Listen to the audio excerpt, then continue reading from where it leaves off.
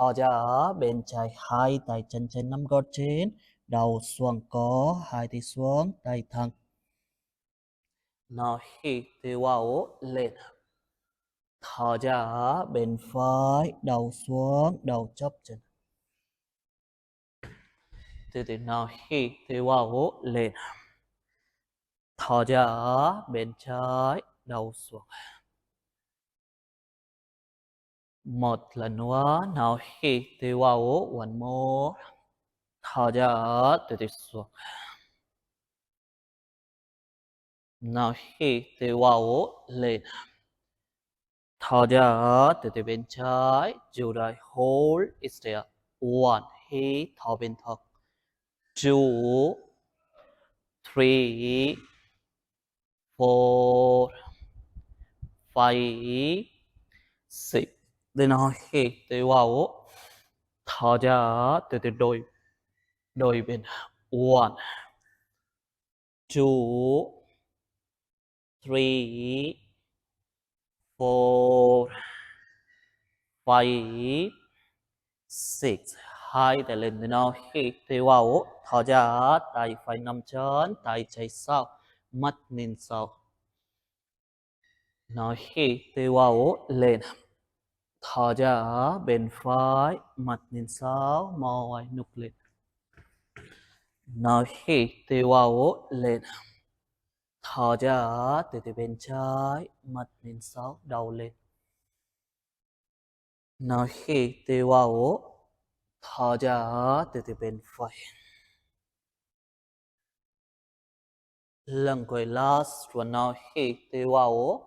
Thò ra từ từ bên trái, tay trái cặp sau, nắm đùi phải, mắt nhìn sau, chú đấy. Hold it there. One, two, three, four, five, six. Now hít thở vào lên. Thò ra đôi bên tay phải cặp sau, nắm đùi trái, hít thò bên thật. One, two, three, four, five, six. Đầu lên, hai tay lên. Now hít thò ra, hai tay xuống, mầm lên. Slowly từ từ giữ đó. Hold it there. One, mầm lên cao. Two, three, four, five, six. Từ từ mầm xuống, hai tay lên.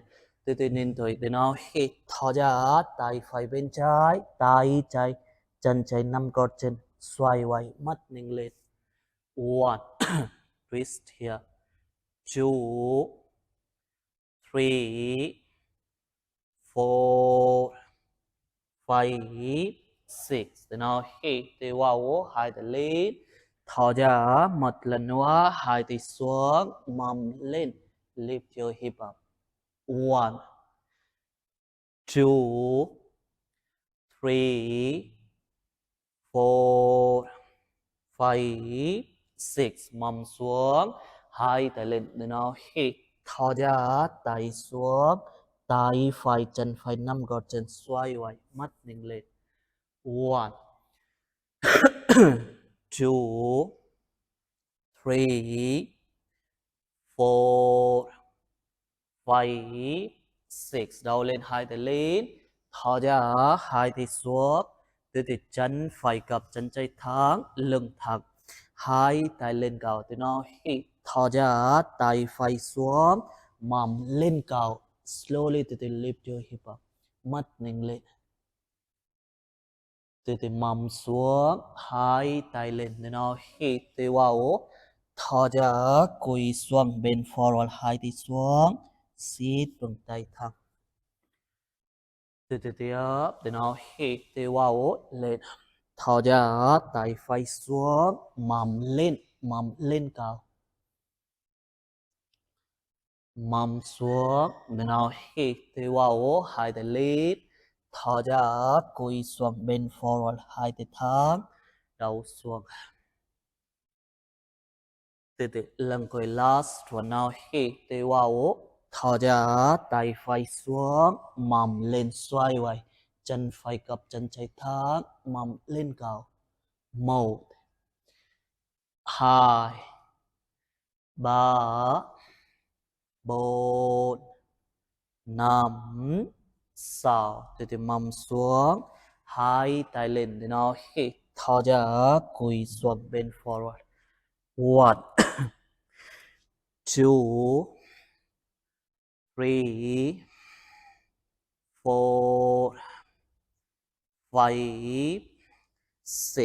Đầu lên, hai tay lên, từ từ đôi tay nhé, để nó hít thở ra, tay chạy xuống, mầm lên xoay quay, mắt nhìn lên. 1 2 3 4 5 6. Mầm xuống, hai tay lên để nó hít thở ra, chân phải lên, hai tay gập tay, đầu chắp chân, chân thẳng, lưng thẳng. 1 2 3 4 5 6. Từ từ chân thẳng, tay chạy, tay phải sau, mặt nhìn sau, lưng thẳng. 1 2 3 4 5 6. Gập tay phải, then slowly gập tay trái, hai chân thẳng, xoay quay. Take your left hand over your head. 1 2, hai chân thẳng. 3 4 5 6. Then now hít thở ra, xuống lật chân, relax. Từ từ đôi chân, chân trái gập, chân phải thẳng, lưng thẳng, hai tay lên cao. Then now hít vào, thở ra, tay trái xuống, mầm lên, xoay quay, mắt nhìn lên. Mầm xuống, then now hít vào, hai tay lên, thở ra, cúi xuống bên forward, hai tay thẳng, cúi xuống. Từ từ tiếp, then now hít vào, lên, thở ra, tay chạy xuống, mầm lên, drop your left palm, lift your hip up, rotate your shoulder. Mầm xuống, then now hít vào, thở ra, cúi xuống. Slowly từ từ. Lần cuối nhé, last one. Now hít vào, thở ra, tay chạy xuống, mầm lên, giữ đấy, hold it there. 1 2 3 4 5 6. Từ từ mầm xuống, hai tay lên, để nó hít thở ra, cúi xuống bên forward, hai tay xuống, tay thẳng, lưng thẳng. 1 2 3 4 5 6. Một lần nữa, hai tay lên, từ từ đôi tay để nó hít thở ra, tay phải xuống, mầm lên, drop your right palm. 1 2 3 4 5 6. Từ từ mầm xuống, hai tay lên, để nó hít thở ra, chân chạy lên, hai tay gập tay, đầu chắp chân, chân thẳng, lưng thẳng. 1 leg straight, back straight. 2 3 4 5 6. Từ từ tay phải nằm bàn chân, tay chạy sau, mắt nhìn sau, lưng thẳng. 1 2 3 4 5 6. Từ từ gập tay trái, tay trái gập tay, tay phải xoay quay, xoay tay. Take your hand over your head. 1 2 3 4 5 6. Then now hít thở ra, xuống chụp chân, lật chân, lật tay, relax. Ok, hai chân gập sau, từ từ mầm xuống, lưng thẳng, mặt nhìn thẳng. Sit over your heels, sit in Vajrasana, lưng thẳng. Hai tay lên từ nào hít từ vào, hai tay đăng tới từ nào hít thở ra bên trái, tay thẳng mặt mình lên. 1 2 3 4 5 6 từ nào hít từ vào, thở ra đôi bên slowly từ từ. 1 2 3 4 5 6 từ từ hai tay thẳng để nó hít thở ra hai tay sang ngắn mắt nhìn sáu lưng thẳng. 1 2 3 4 5 6 hai tay lên để nó hít từ vào thở ra đôi bên. 1 2 3 4 5 6 hai tay lên hai tay chắp tay mặt nhìn lên chỉ đầu lên. 1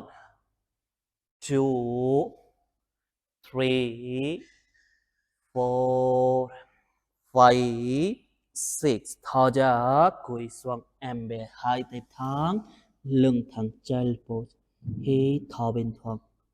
1 2 3 4 5 6 từ từ mèo mắt nhìn thấp lưng thẳng tay thẳng lưng thẳng. Đầu lên từ nào hít từ vào lưng xuống đầu lên mắt nhìn lên. Bend your back, roll your shoulder. Thở ra đầu xuống sit bằng từ từ hop bằng squeeze your belly, roll your back. Now hít từ vào từ từ lưng xuống đầu lên slowly từ từ mò ngoài. Thở ra tay thẳng đầu xuống hop bằng.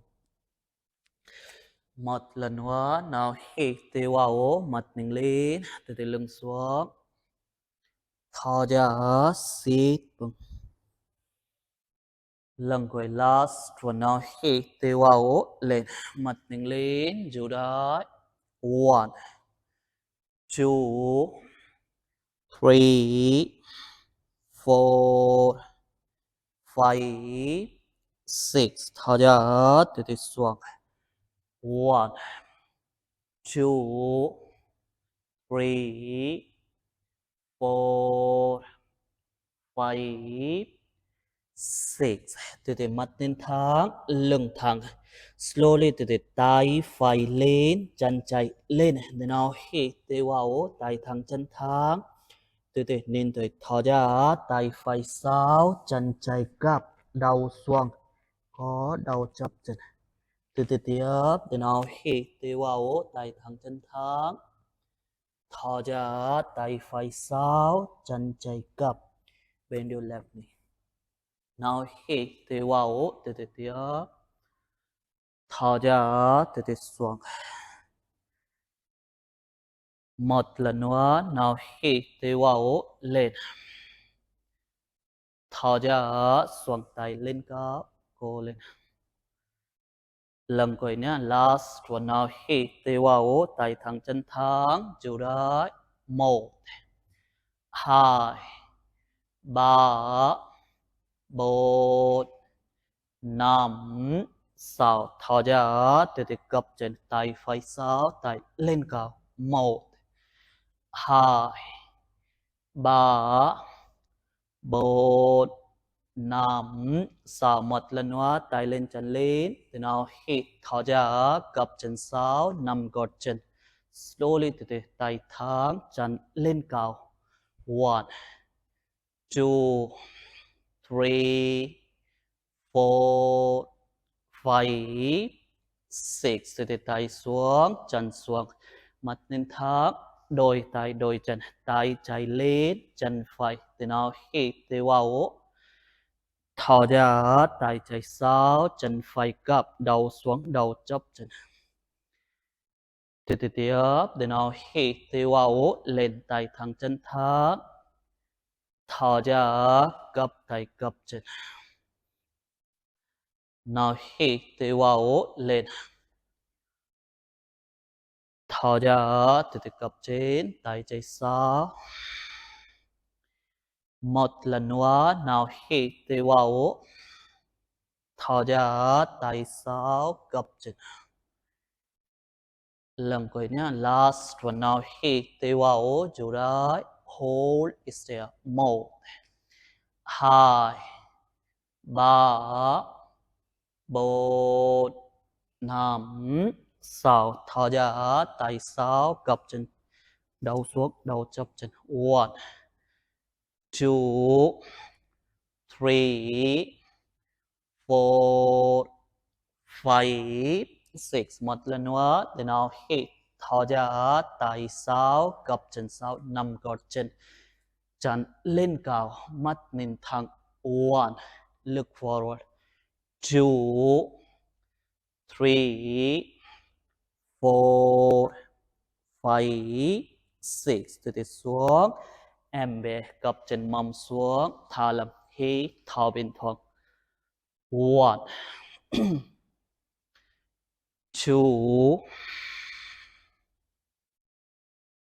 3 4